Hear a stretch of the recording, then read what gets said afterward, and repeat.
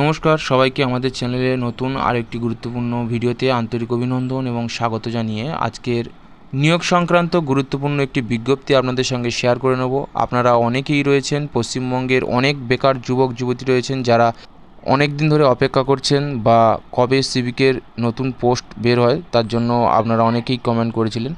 তো ইতিমধ্যেই কিন্তু একটি নোটিশ প্রকাশিত হয়েছে যেখানে নতুন করে আবারও সিভিক ভলেন্টিয়ার যারা রয়েছে তাদেরকে নিয়োগ করা হবে। হ্যাঁ, ঠিকই শুনেছেন, সিভিক ভলেন্টিয়ার আবারও কিন্তু পশ্চিমবঙ্গের বুকে নতুন করে নিয়োগ করা হতে চলেছে।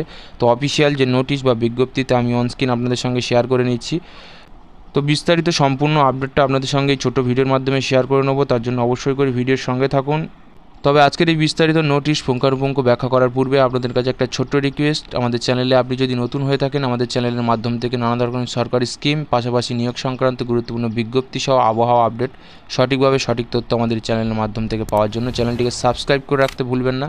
আর সাবস্ক্রাইব করার পাশাপাশি পাশে থাকা বেল ঘন্টাটি প্রেস করে অল নোটিফিকেশান ক্লিক করে রাখবেন, যাতে করে সব রকম গুরুত্বপূর্ণ ভিডিওর নোটিফিকেশান আপনার মিস না হয়ে যায়। তো চলুন, নতুন করে যে সিভিক ভলান্টিয়ার নিয়োগ করা হচ্ছে তো তা সম্পর্কে কি নোটিশ প্রকাশিত করা হয়েছে পশ্চিমবঙ্গ সরকারের তরফ থেকে তা বিস্তারিতভাবে জেনে নেওয়া যাক। যেমনটা আপনারা অনস্ক্রিন দেখতে পাচ্ছেন যে government of West Bengal office of superintendent of police Purba Medinipur district. তো এই নোটিশ কিন্তু পূর্ব মেদিনীপুর ডিস্ট্রিক্টের থেকেই পাবলিশ করা হয়েছে। নোটিশের রেজিস্ট্রেশন নম্বর আপনারা দেখতে পাচ্ছেন। তো এই নোটিশের বিস্তারিতভাবে যেটা জানানো হয়েছে যে এত দ্বারা জানানো যাচ্ছে যে পূর্ব মেদিনীপুর দীঘায় নবনির্মিত জগন্নাথ ধাম মন্দির কমপ্লেক্স, যেটা কিছুদিন আগেই মুখ্যমন্ত্রী উদ্বোধন করেছেন, আপনারা প্রত্যেকেই সে বিষয়ে অবগত। সেই নতুন জগন্নাথ ধাম মন্দির কমপ্লেক্স এবং তার আশেপাশে জঞ্জাট এবং ভিড় ব্যবস্থাপনার জন্য বা ভিড় সামলানোর জন্য এই জেলায় শূন্য পদে 100 জন সিভিক ভলান্টিয়ার নিয়োগ করা হবে। আগ্রহী প্রার্থীরা দীঘা বা দীঘা মোহনা উপকূল থানা থেকে আবেদনপত্র সংগ্রহ করতে পারবেন। প্রতিদিন সকাল 10টা থেকে বিকেল 5টার মধ্যে এই আবেদন যে পত্র রয়েছে সেই অ্যাপ্লিকেশন ফর্ম আপনারা কালেক্ট করতে পারেন। আবেদনপত্র জমা দেওয়ার শেষ তারিখ রয়েছে 19/5/2025, অর্থাৎ 19শে মে 2025 আপনারা কিন্তু বিকেল 5টা পর্যন্ত এই আবেদনপত্র জমা করতে পারবেন।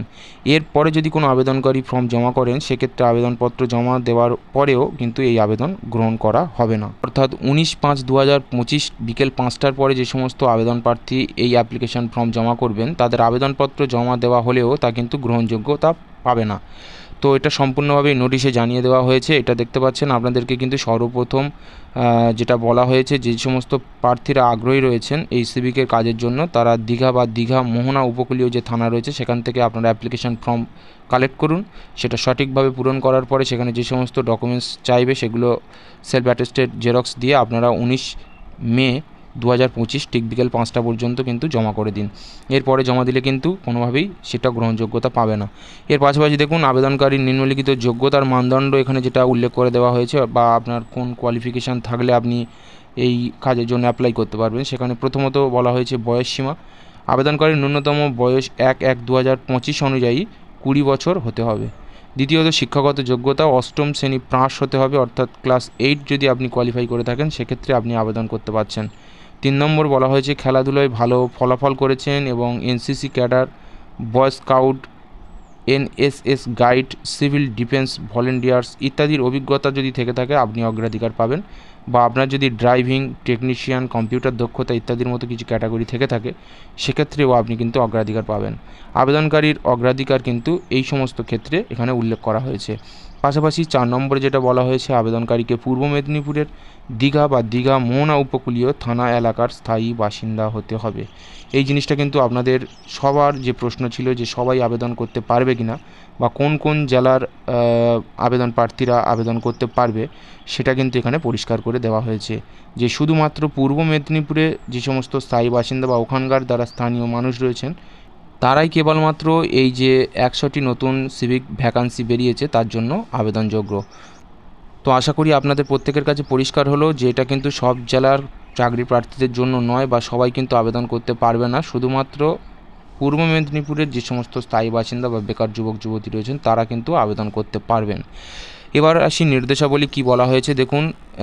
পূরণ করা আবেদনপত্রের সাথে বা যে অ্যাপ্লিকেশন ফর্ম তার সাথে সার্টিফিকেটের স্বপ্রত্যায়িত কপি, অর্থাৎ শিক্ষাগত যোগ্যতা আপনার যেটা রয়েছে তার একটা সার্টিফাইড কপি, বয়সের প্রমাণপত্র, স্থায়ী বাসিন্দার বা ঠিকানার প্রমাণপত্র জমা করতে হবে, সেটা অর্থাৎ রেসিডেন্সিয়াল ফর্ম আপনি অঞ্চল থেকে জমা করতে পারেন, পাশাপাশি আপনার ভোটার আধার এগুলো কিন্তু আপনি জমা করতে পারেন। তো এর পাশাপাশি আবেদনকারীর বিরুদ্ধে কোনো রকম থানায় কোনো এলিগেশন থাকলে বা অপরাধমূলক রেকর্ড থাকলে কিন্তু সে আবেদন করতে পারবে না, এটা স্বাভাবিক। এটা সমস্ত পরীক্ষার ক্ষেত্রেই আশা করি আপনাদের জানা রয়েছে যে আপনার যদি কোনো রকম অপরাধমূলক কাজে আপনার নাম থাকে বা রেকর্ড থাকে সরকারি খাতায়, কোনো রকম এলিগেশন থাকে, সেক্ষেত্রে আপনি এই পোস্টের জন্য আবেদন করতে পারবেন না। 3 নম্বরে বলা হয়েছে আগ্রহী প্রার্থীরা দীঘা থানা বা দীঘা মোহনা উপকূলীয় থানা থেকে এই নোটিশের সঙ্গে সংযুক্ত আবেদনপত্র বা অ্যাপেন্ডিক্স এ এর পাশাপাশি নির্দেশাবলী সংগ্রহ করতে পারবেন, যে কীভাবে কী নিয়মকানুন রয়েছে সেটা বিস্তারিতভাবে আপনারা এই থানা থেকে গিয়ে কিন্তু নোটিশের সঙ্গে সেগুলো আবেদনপত্রের পাশাপাশি সেগুলো জেনে নিতে পারবেন। পাশাপাশি পূরণ করা আবেদনপত্রটি বা অ্যাপ্লিকেশন ফর্মটি সংশ্লিষ্ট ওই থানাতেই কিন্তু আপনাকে জমা করতে হবে। 4 নম্বরে যে শর্তাবলী বলা হয়েছে যে পূরণ করা আবেদনপত্রটি তাদের আবাসিক থানা অধিক্ষেত্র অনুসারে দীঘা থানা বা দীঘা মোহনা উপকূলীয় যে থানা রয়েছে সেখানে জমা দিতে হবে, অন্য কোথাও বা অন্য কোনো থানায় জমা দেওয়া যাবে না। 5 নম্বর যে শর্তাবলী রয়েছে যে আবেদনকারী এই বিজ্ঞপ্তির সাথে সংযুক্ত বিস্তারিত নির্দেশাবলী ভালো করে পড়তে হবে, অর্থাৎ কী বলা হয়েছে সেখানে গেলে আপনারা জানতে পারবেন, বা যে থানাতে গিয়ে আপনারা অ্যাপ্লিকেশান কালেক্ট করছেন সেখানে আরও বিস্তারিতভাবে জেনে নেবেন যে কীভাবে কী নিয়মকানুন বা নির্দেশ রয়েছে, সেগুলো কিন্তু সঠিকভাবে জেনেই তবে আবেদন করবেন বা পরপর প্রসিকিউরগুলি এগিয়ে যাবেন, তাহলে আশা করি কোনো রকম সমস্যা হবে না। 6 নম্বরে বলা হয়েছে প্রার্থীদের আবেদনপত্র বিনামূল্যে প্রদান করা হবে। তো এখানে যদি বা কোনো রকম কোনো টাকা বা ফিস চার্জ করে থাকে সেখান থেকে আপনারা কিন্তু এই নোটিশটা এখানে পরিষ্কার করে উল্লেখ করে দেওয়া হয়েছে কোনো রকম আবেদন প্রার্থীদের কাছ থেকে আবেদনপত্রের যে মূল্য বাবদ ফি সেটা কিন্তু নেওয়া হবে না, সম্পূর্ণ বিনামূল্যে কিন্তু এই অ্যাপ্লিকেশন ফর্ম সেই থানা থেকে দেওয়া হচ্ছে। 7 নম্বর শর্তাবলীতে বলা হয়েছে জমা দেওয়া অ্যাপ্লিকেশন ফর্ম পুঙ্খানুপুঙ্খভাবে যাচাই করার পরে শর্টলিস্টেড ক্যান্ডিডেট বা চাকরি প্রার্থীদের সাক্ষাৎকারের সময় বা ইন্টারভিউর জন্য তাদের সময়, তারিখ এবং কোথায় ইন্টারভিউ নেওয়া হবে সেই স্থানের বা জায়গার নাম কিন্তু আপনাদেরকে জানিয়ে দেওয়া হবে, সেটা বাই ইমেল বা বাই ফোন কল বা মেসেজের মাধ্যমে, হোয়াটএভার তারা যেটা ডিসিশান নেবে আপনাদেরকে কিন্তু সেটা জানিয়ে দেওয়া হবে। তো যারা ইন্টারেস্টেড রয়েছেন বা সিভিকের কাজ করতে চাচ্ছেন এবং পূর্ব মেদিনীপুরের বাসিন্দা রয়েছেন তাদের জন্য একটা বলতে পারেন খুব বড় ভ্যাকান্সি না হলেও 100টি পোস্ট রয়েছে, আপনারা চাইলে আবেদন করতে পারেন।